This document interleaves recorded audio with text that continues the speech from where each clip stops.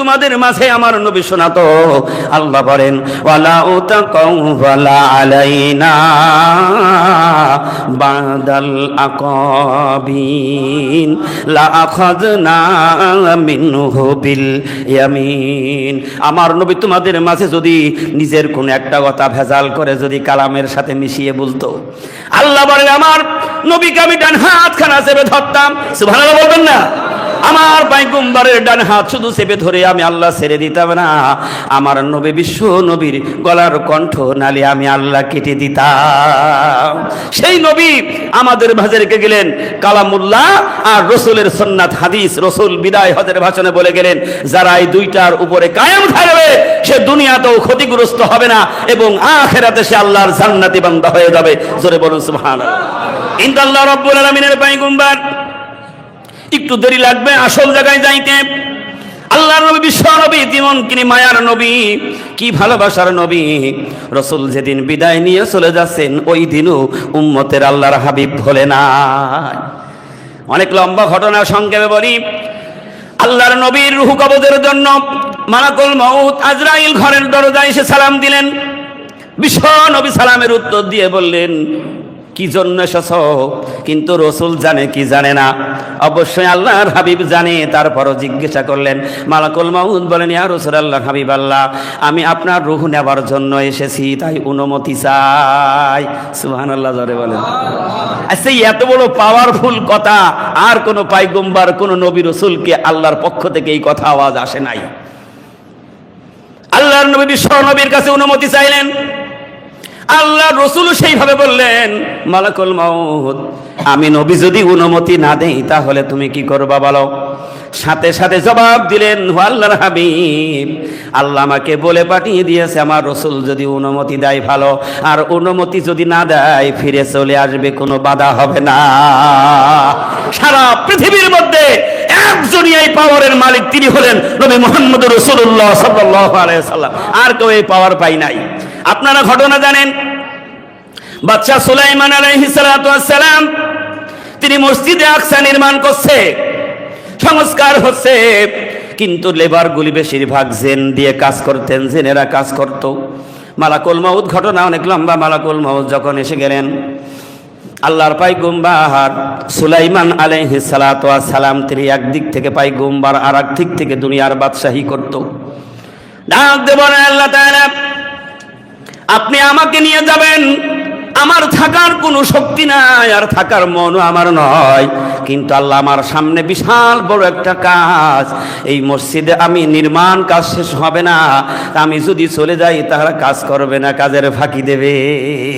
সেদিন আল্লাহ রাব্বুল আলামিন শুনিয়ে দিয়েছিলেন, ইযা জালুহুম লা ইস্তাখিরুনা সাআতাও ওয়া লা ইস্তাকদিমুন। সুবহানাল্লাহ জোরে বলেন। আমরা যদি কেউ মরে যায় অনেক অনেক রকম মন্তব্য করি, কথা বলি, আফসোস করি, ও মরে গেল কেনে, দুদিন থাকলে ভালো হতো। কিন্তু থাকা আর না থাকার বিধান হলো আল্লাহর হাতে। আল্লাহ রাব্বুল আলামিন বলেন, কারোর জন্য 1 মিনিট সময় দেওয়া হবে না, কারোর জন্য 1 সেকেন্ড আগেও তার রূহ নেওয়া হবে না।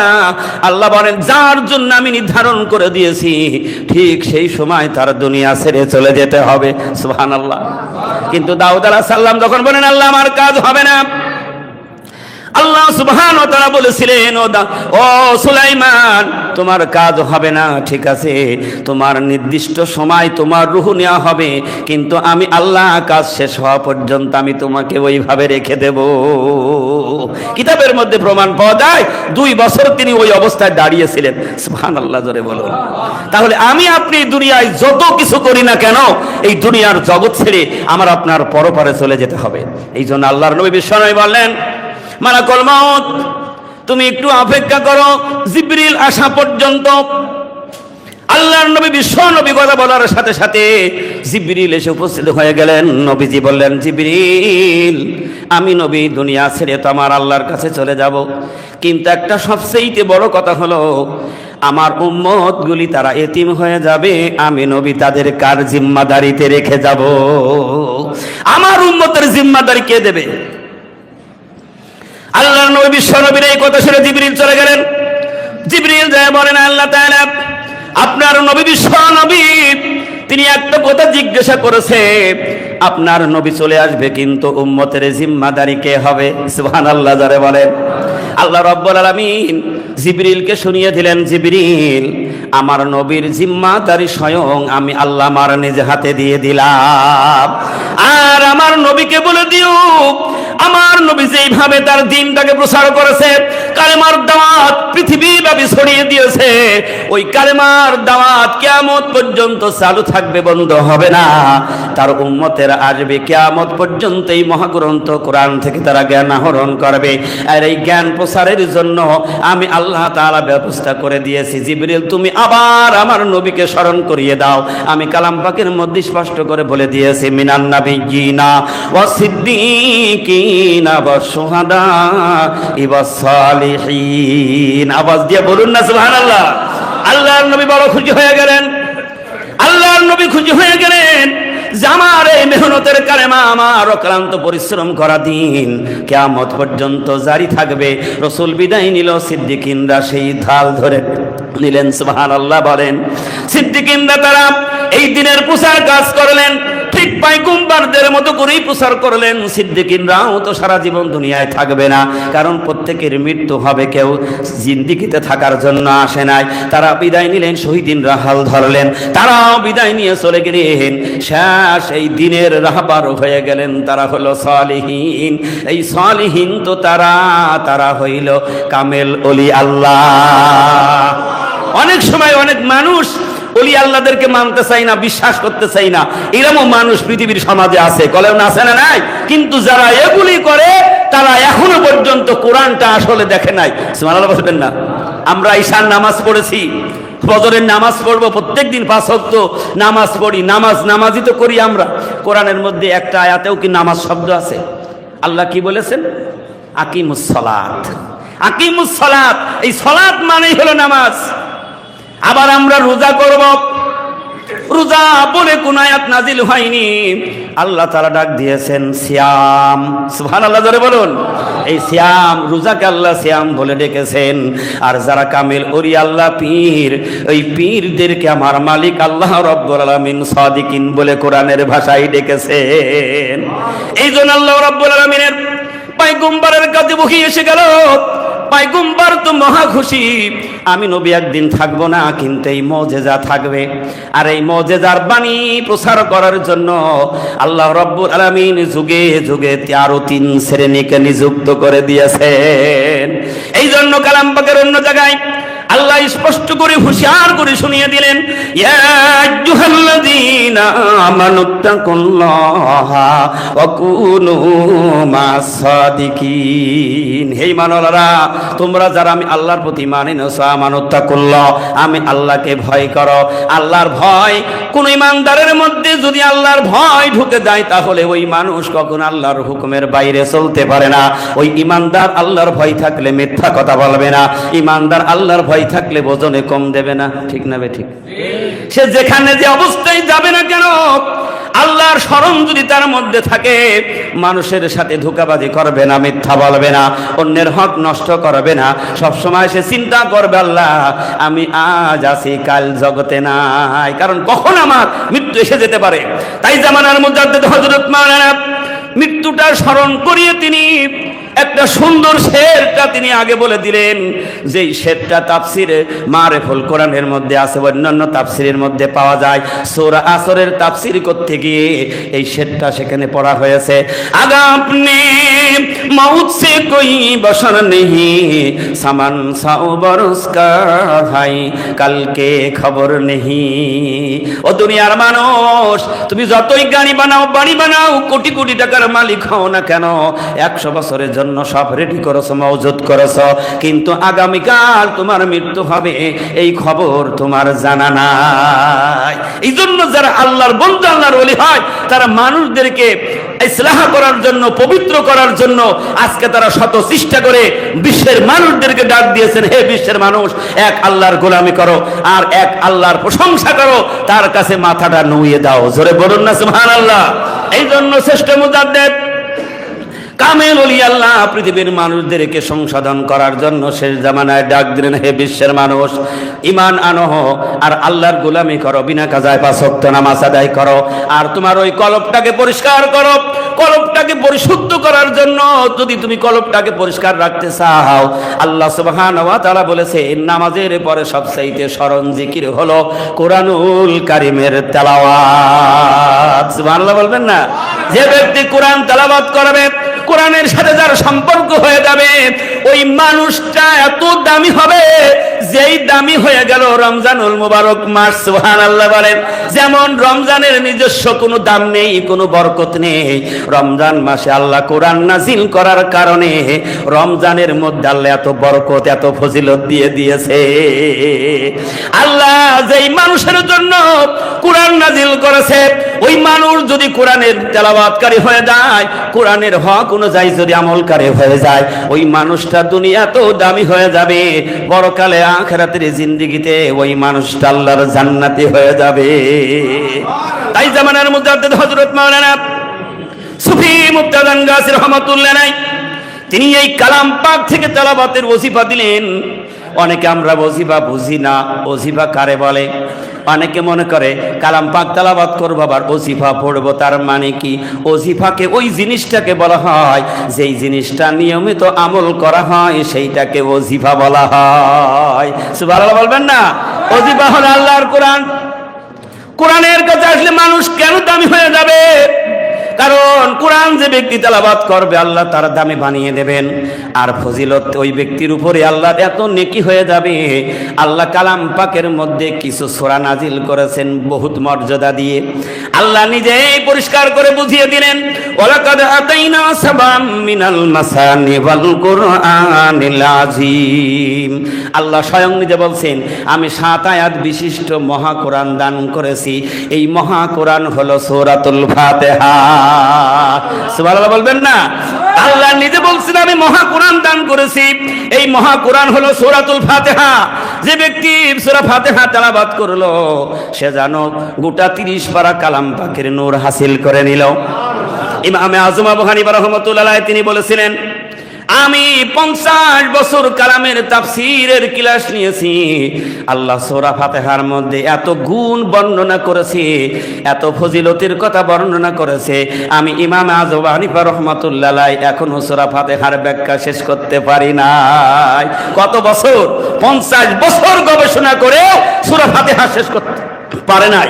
আল্লাহ সুবহানাহু ওয়া তাআলা তার এই কালামের মুজিজার ব্যাপারে আরো গ্যারান্টি দিয়ে বলেছেন, কুল্লাউ কানাল বাহরু মিদাদাল লিকালিমাতি রাব্বি লানাফিদাল বাহরু কাবলা আন তানফাদা কালিমাতু রাব্বি ওয়ালাউ জিনা বিমিসলিহি মাদাদা। জোরে বলুন না সুবহানাল্লাহ। আল্লাহ রাব্বুল আলামিন বলেন, হে দুনিয়ার মানুষ, আমি আল্লাহ এমন কালাম পাক দিয়েছি, এমন নূর তোমাদের মাঝে দিয়েছি, যেই কালাম পাকটা যদি তোমরা লেখার মনস্থ করো, আমার এই নূর যদি তোমরা লেখার নিয়ত করে নাও, আমি 7 সমুদ্র 13 নদী যত পানি দান করেছি, ওই রকমের আরো পানি যদি বানাবার শক্তি থাকে সেটাও বানাও। সমস্ত পানিগুলি কালি বানিয়ে নাও। যত গাছপালা তরুলতা আমি আল্লাহ তো সৃষ্টি করে দিয়েছি, সবগুলি কেটে কেটে কলম বানাও। কলম আর কালি শেষ হয়ে যাবে, আমি আল্লাহর বাণী লিখে তোমরা শেষ করতে পারবা না। এই জন্য মানুষকে পবিত্র বানাবার জন্য আল্লাহ রাসূল যে মেহনত করেছিলেন, আল্লাহ স্বয়ং নিজে বলেন আমার রাসূলের পরে ওই মেহনত করবে সিদ্দিকিনরা। সিদ্দিকিনরা বিদায় নেবে, তারপরে মেহনত করবে শহীদিনরা, তারাও চলে যাবে। কিয়ামত পর্যন্ত আমার সাদিকিন সালেহিন কামেল ওলি আল্লাহরা তারা মেহনত করে বিশ্বের মানুষদেরকে পবিত্র করবে। আর যারা সেই ডাকে সাড়া দেবে, সেই মানুষগুলি বিশ্বের শ্রেষ্ঠ নেককার মুমিন হয়ে তারা আল্লাহর জান্নাতি হয়ে যাবে। জোরে বলুন না সুবহানাল্লাহ। কারণ আল্লাহর ওলিদের ব্যাপারে স্বয়ং আল্লাহ নিজে দলিল দিয়েছেন। সুবহানাল্লাহ বলবেন না? তাদের কাছে যাওয়ার ব্যাপারেও দলিল দিয়েছেন। আর আল্লাহ সুবহানাহু ওয়া তাআলা স্পষ্ট করে দিয়েছেন কেমন ওলি আল্লাহর কাছে তুমি যাবা, কোন আমার বন্ধুকে তুমি পীর মনে করবা। আল্লাহ পরিষ্কার করে কালাম পাকের মধ্যে বলে দিলেন, সূরা ইয়াসিনের 21 নম্বর আয়াত আল্লাহ বলেন, ইত্তাবিউ মাল্লা ইয়াসআলুকুম আজরাউ ওয়া হুম মুহতাদুন। সুবহানাল্লাহ ধরে বলেন, আল্লাহ স্বয়ং নিজে বলছেন তারাই মুহতাদ, হিদায়াত প্রাপ্ত তারা, যারা এই দিনের দাওয়াত দেবে, দিন প্রচার করবে, মানুষদেরকে অন্ধকার থেকে নূরের মধ্যে ডাক দেবে, মানুষদেরকে পবিত্র করবে, তাদের হাতে কালামের বাণী তুলে দিয়ে মানুষদেরকে ওয়ায়ুযাক্কিকুম ওয়া ইউআল্লিমুকুমুল কিতাবা ওয়াল হিকমা, এই কালাম পাকের জ্ঞান, হিকমত পূর্ণ জ্ঞান দিয়ে মানুষদেরকে পবিত্র বানাবে। এর বিনিময় কোনো মানুষের কাছ থেকে সাহায্য নেবে না, টাকা পয়সা চাবে না, তাদের কাছ থেকে সালামি কদম মুসি কিছুই গ্রহণ করবে না।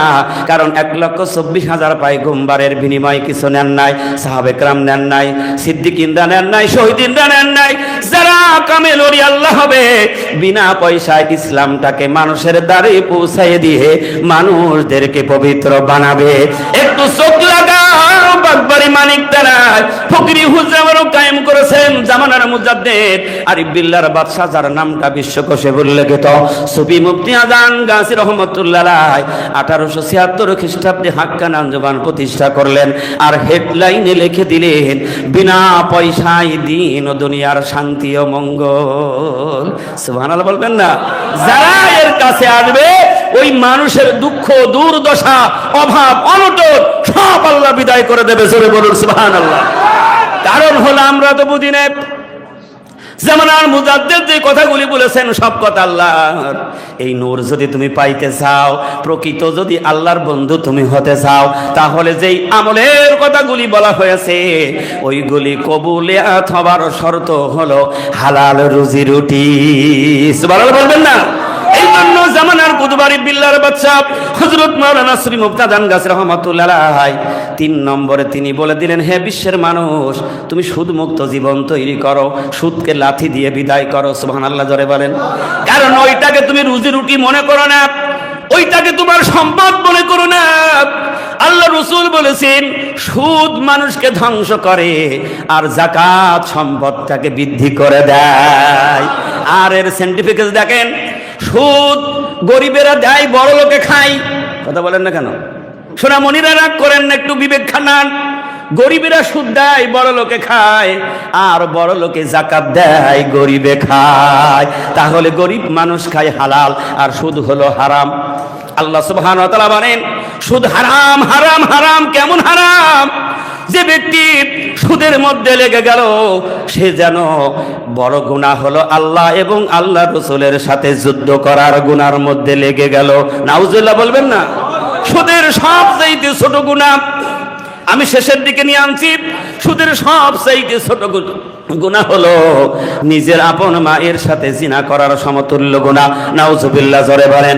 ও দুনিয়ার মানুষ, বিবেক খাটাও, জ্ঞান খাটাও।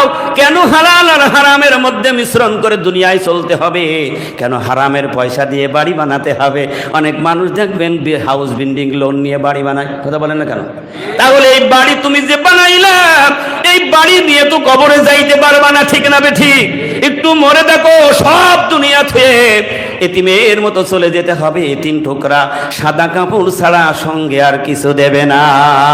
পাগল মন আমার, তুমি কারলা গিয়া করলা রে বাড়ি ঘর। পাগল মন আমার, তুমি কারলা গিয়া করলা রে সুখের ঘর। ও পরতলায় বাতি জ্বলে,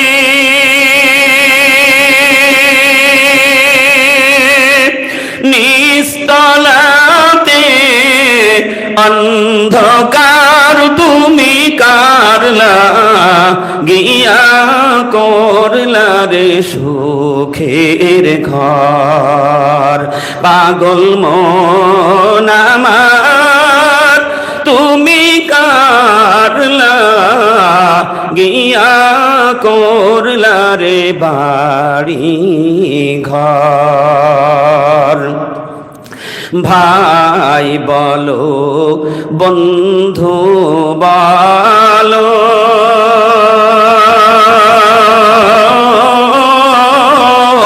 কেউ নয় সে আপন তোমার।